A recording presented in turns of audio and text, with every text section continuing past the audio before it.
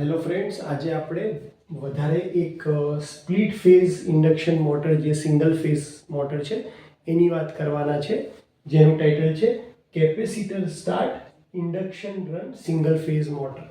હવે તમને ખ્યાલ આવી ગયો હશે કે કેપેસિટર સ્ટાર્ટ એટલે કે સ્ટાર્ટિંગ વાઇન્ડિંગની અંદર હું કેપેસિટર એડ કરીશ અને ઇન્ડક્શન રન એટલે કે મેઇન વાઇન્ડિંગને હું વધારે ઇન્ડક્ટિવ બનાવીશ. સ્પ્લિટ ફેઝ ઇન્ડક્શન મોટરની એક ખાસિયત છે કે એની અંદર બે વાઇન્ડિંગ આપણે યુઝ કરીએ છીએ. કઈ સ્ટાર્ટિંગ વાઇન્ડિંગ કે જે ઓક્ઝિલરી વાઇન્ડિંગ તરીકે ઓળખાય છે અને મેઇન વાઇન્ડિંગ કે જે રનિંગ વાઇન્ડિંગ તરીકે ઓળખાય છે. મેઇન વાઇન્ડિંગને હંમેશા આપણે સપ્લાય સાથે કનેક્ટ કરી અને પેરેલલમાં શું ડ્રો કરીએ છીએ તો પેરેલલની અંદર આપણે સ્ટાર્ટિંગ વાઇન્ડિંગ આપીએ છીએ. પણ એકલી સ્ટાર્ટિંગ વાઇન્ડિંગ આપવાથી આપણે સિંગલ ફેઝને સ્પ્લિટ ફેઝમાં કન્વર્ટ કરી શકતા નથી અને એટલા માટે એ કરવા માટે આપણે અહીંયા એક શું એડ કરી દીધું છે, કેપેસિટર. તો કેપેસિટરના એડ કરવાથી આપણને ફાયદો શું થશે? જેમ કે આપણું મેઇન વાઇન્ડિંગ છે એની અંદર આપણે શું રાખીએ છીએ તો ઇન્ડક્ટન્સની વેલ્યુ એમાં હંમેશા વધારે રાખીએ છીએ, કારણ કે રનિંગ કન્ડિશનમાં આપણે ઇન્ડક્ટિવ પ્રોપર્ટીનો યુઝ કરીએ છીએ એટલા માટે. તો એની અંદર એક્સએલ હાઈ અને આર લો છે. તો એનો જો આપણે વેક્ટર ડાયાગ્રામ ડ્રો કરીએ તો વોલ્ટેજની સાપેક્ષમાં કરંટ હંમેશા ઇન્ડક્ટરમાં 90 ડિગ્રી કરતાં થોડોક ઓછો પાછળ હશે. તો અહીંયા IM એ 90 ડિગ્રી કરતાં થોડોક પાછળ છે અને એનો એંગલ આપણે રાખ્યો છે φm.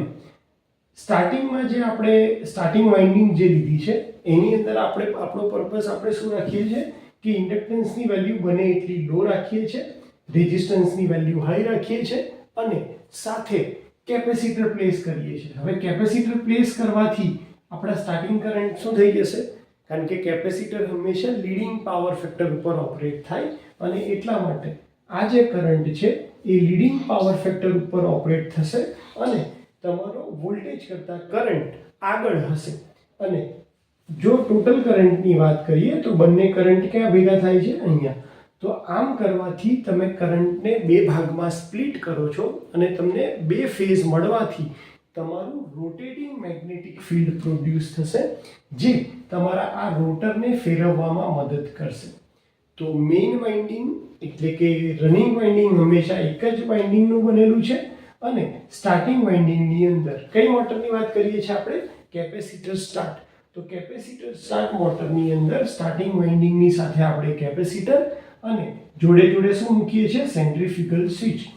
તમને ખ્યાલ હશે કે સેન્ટ્રીફ્યુગલ સ્વિચ શાફ્ટ સાથે કનેક્ટેડ હોય છે અને સેન્ટ્રીફ્યુગલ પ્રિન્સિપલ ઉપર કામ કરે છે કે જેવી 70% સ્પીડ પહોંચે, નોર્મલ સ્પીડની 70% સ્પીડ પહોંચે તો સેન્ટ્રીફ્યુગલ સ્વિચ કે જે પહેલા ક્લોઝ હાલતમાં હોય છે એ 70% સ્પીડે અચીવ કર્યા પછી ઓપન થઈ જાય છે. એ ઓપન થવાથી રનિંગ કન્ડિશન વખતે કેપેસિટર કે સ્ટાર્ટિંગ વાઇન્ડિંગની ઇફેક્ટ પિક્ચરમાં આવતી નથી અને મોટર ખાલી અને ખાલી મેઇન વાઇન્ડિંગ ઉપર રન થાય છે. આની અંદર આપણને બેનિફિટ એટલો થશે કે જે રેઝિસ્ટન્સ સ્ટાર્ટ ઇન્ડક્શન મોટર હતી એના કરતાં તમને ટોર્ક અહીંયા થોડોક વધારે મળે છે, એટલે કે 150%ની આજુબાજુ સ્ટાર્ટિંગ ટોર્ક મળે છે અને 350%ની આજુબાજુ ટોટલ ટોર્કની વેલ્યુ મળે છે. તો ટોર્ક સ્લિપ કેરેક્ટરિસ્ટિક્સ એની આ ટાઈપની આવે છે. અને એપ્લિકેશનની વાત કરીએ તો capacitor start induction run motor જે છે એ ડ્રિલિંગ મશીનની અંદર, ગ્રાઇન્ડરની અંદર, સેન્ટ્રીફ્યુગલ પંપમાં, રેફ્રિજરેટરની અંદર, વોશિંગ મશીનની અંદર, ફ્લોર મિલ્સ અને એસીની અંદર આપણે આ ટાઈપની મોટર યુઝ કરતા હોઈએ છીએ. આ મોટરની અંદર પણ તમારો જે પાવર ફેક્ટર છે એ કમ્પેરેટિવલી ઓછો જ આવવાનો છે, કારણ કે જે કેપેસિટરને લીધે પાવર ફેક્ટર ઇમ્પ્રુવમેન્ટ આપણને મળે છે એ તો મોટર 70% ફરવા લાગે પછી આપણે સેન્ટ્રીફ્યુગલ સ્વિચની મદદથી એને બાયપાસ કરીએ છીએ. તો અહીંયા કેપેસિટર પાવર ફેક્ટર કરતાં આપણને સ્પ્લિટ ફેઝ કરવામાં એટલે કે ટુ ફેઝની મદદથી રોટેટિંગ મેગ્નેટિક ફિલ્ડ ડેવલપ કરવામાં હેલ્પ કરશે. તો હોપ કે તમને capacitor start induction run motor વિશે ખ્યાલ આવી ગયો હશે.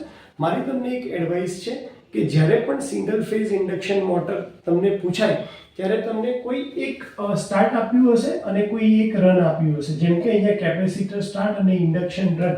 તો તમારા દિમાગમાં સિમ્પલ એક વસ્તુ બેસાડી દો કે મેઇન વાઇન્ડિંગ તો હંમેશા તમારા સપ્લાયની પેરેલલમાં અહીંયા આવવાનું જ છે, અને જે તમારું સ્ટાર્ટિંગ વાઇન્ડિંગ છે એની અંદર તમારે જે નામ આપ્યું છે એના પ્રમાણે મોડિફિકેશન કરતા રહેવાના છે. જેમ કે રેઝિસ્ટન્સ સ્ટાર્ટ આપ્યું હોય તો અહીંયા રેઝિસ્ટન્સ, કેપેસિટર સ્ટાર્ટ આપ્યું હોય તો અહીંયા કેપેસિટર, અને સેન્ટ્રીફ્યુગલ સ્વિચ તો બધી કેસની અંદર રહેવાની છે. ખાલી કેપેસિટર રન પરમનન્ટલી જે હશે ડબલ વેલ્યુમાં, જે આપણે પાવર ફેક્ટર પણ ઇમ્પ્રૂવ કરવા માંગીએ છીએ, એ કેસની અંદર ખાલી આ સેન્ટ્રીફ્યુગલ સ્વિચનો યુઝ કરવામાં આવતો નથી. આવે છે પણ કેપેસિટર એક પરમનન્ટ ડિવાઇસ તરીકે પણ રનિંગ કન્ડિશનમાં પણ પિક્ચરમાં આવે એવી અરેન્જમેન્ટ કરેલી હોય છે.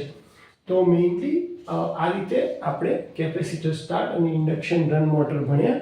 તમને જ્યારે એક્ઝામમાં પૂછાય તો તમારે આ બે વાઇન્ડિંગ, ત્યારબાદ આખી આ ફિગર ડ્રો કરવાની છે, જેમાં મેઇન વાઇન્ડિંગ બાજુમાં લખવાનું છે કે એમાં એક્સેલ હાઈ, રેઝિસ્ટન્સ લો, ત્યારબાદ સ્ટાર્ટિંગ વાઇન્ડિંગમાં રેઝિસ્ટન્સ હાઈ, એક્સેલ લો, અને કેપેસિટરની અંદર અહીંયા સેન્ટ્રીફ્યુગલ સ્વિચ ડ્રો કરી ત્યારબાદ નીચે વેક્ટર ડાયાગ્રામ ડ્રો કરવાનો છે, અને એપ્લિકેશન લખી ટોર્ક સ્લિપની કેરેક્ટરિસ્ટિક્સ ડ્રો કરવાની રહેશે.